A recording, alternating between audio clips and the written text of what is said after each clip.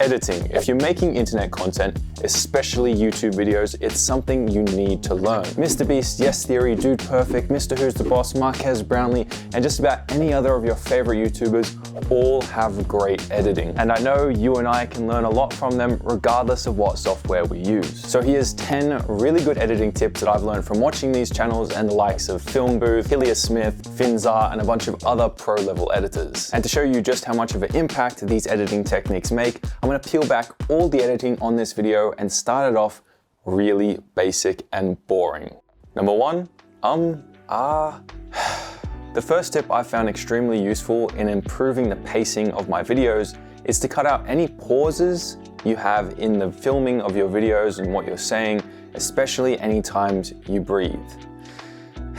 You can do this with simple cuts in your footage, or if you want to get fancy, you can use a J-cut. This is when you drag the next clip of your edit slightly underneath the previous clip, having a little bit of an overlap, so you hear the audio of the next clip before you see it. And Hillier Smith suggests lining up the last syllable of the previous clip with the first syllable of the next clip. Play around with the timing to see if it works, if it flows well. You don't have to do this on every clip, but it is a good technique to use. But sometimes these cuts can seem a little bit jarring, so to make them flow a little bit better and seem more natural, we can just zoom in the next clip by about 5% or more. But there's one more technique you need to use in order to make these cuts look natural. And that leads me on to tip number 2, eye tracking.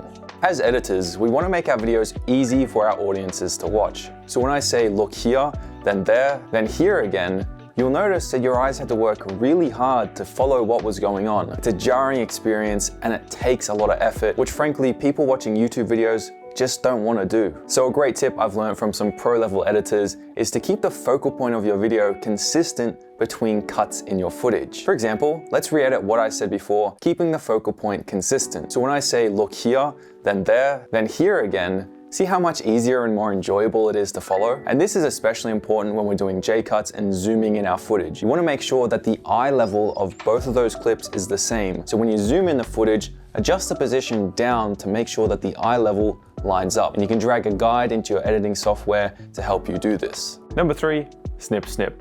Now this is a very common sense tip. I mean, it's a really common sense tip. And this common sense tip is to cut out repetition. Basically, any clips where you're making the exact same point or you're saying the exact same thing, cut it. Unless, of course, you're using it for emphasizing a specific point, which is rarely the case. Number 4, show, don't tell. When you're talking about something in your videos, adding a visual representation of that thing can make your videos so much more interesting and enjoyable to watch. For example, look at this intro from a Mr. Beast Reacts video. This is a solid gold PlayStation 5, and this is a $100 million robot that's so expensive, and this is a flying car. We're gonna be reacting to the most expensive technology on Earth. You'll notice that as he says words, visual representations of each will appear on screen, which just makes his content so much more engaging. And you and I can do the same by including images, graphics, animation, text, B-roll, or even stock footage. But what I've learned is if you have the opportunity to visually show something, take it.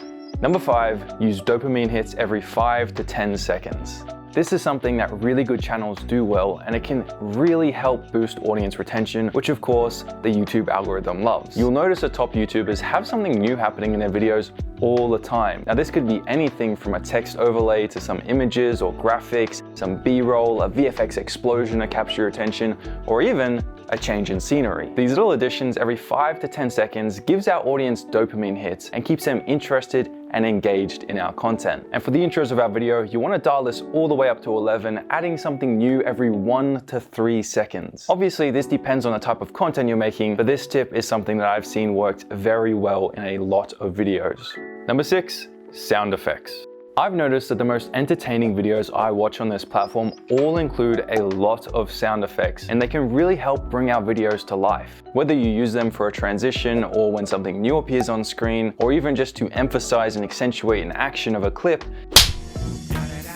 sound effects always make our videos better if you pick the right one. And that's probably one of the biggest challenges I face as an editor. Lucky for us, there's a lot of sound effects packs out there. There's royalty-free sites like Epidemic Sound and Artlist. And if you want some free sounds, you can just Google them or YouTube them. Seriously, there's a lot of them out there, and I'm working on finding the best ones and building up my own personal library that I can use in my videos. But by introducing sound effects into my edits, I can make my videos so much more interesting and impactful and create a much more immersive experience for my audience. Speaking of which, ignoring this next tip will pull your audience out of your video.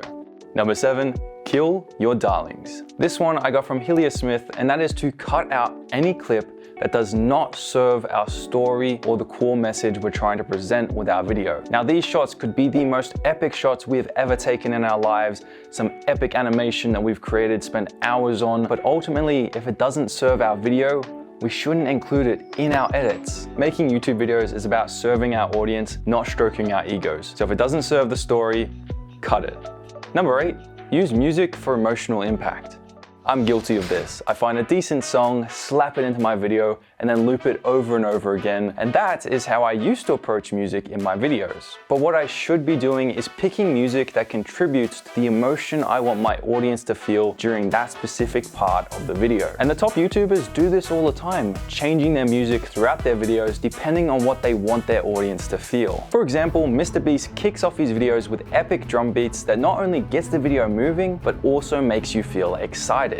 Car further away so I can get a head start. Get in the vehicle, let's go. Come on. But if something more emotional happens, like Jimmy giving away some money to someone really in need of it, they change the music to something more soft and emotionally impactful. Get to go home. I get to go home. I think we should spend a little bit more. So although it can be really hard to find the right music for our videos, it can be the most impactful thing we do in creating an immersive video experience for our audience. Just make sure you avoid the big C. Number 9, systemize.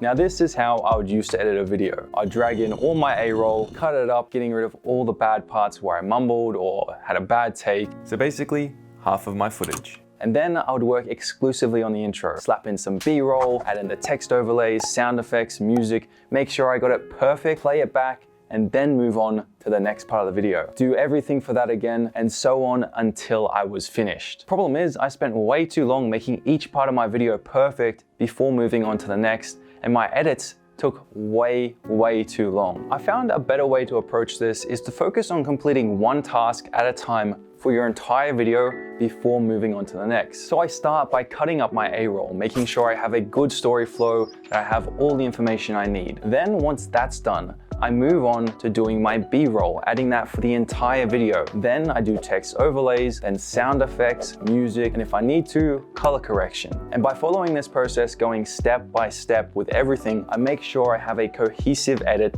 that works in its entirety, not just one section, and it also saves me a lot of time. And finally, the last one, number 10, take it easy on yourself, man. Seriously, editing can be a really hard task where you're second guessing yourself and it can become very easy to lose motivation. I find taking a quick 5-minute break every hour or so really helpful. When I come back to my edit, I feel refreshed, I feel motivated, and I make way better decisions, not lazy ones. Also, as Hillier suggests, never upload your first edit. Take time away from it, come back to it with fresh eyes, cut out stuff that doesn't work, add in new things that you think could make it better, and your video is gonna be something way more enjoyable that you can be proud of and that your audience is gonna love more. So that's it. And if we focus on implementing these tips, just getting 1% better with each video that we edit, in no time, we'll be making some of the best content on YouTube. And as always, remember, you're only one video away.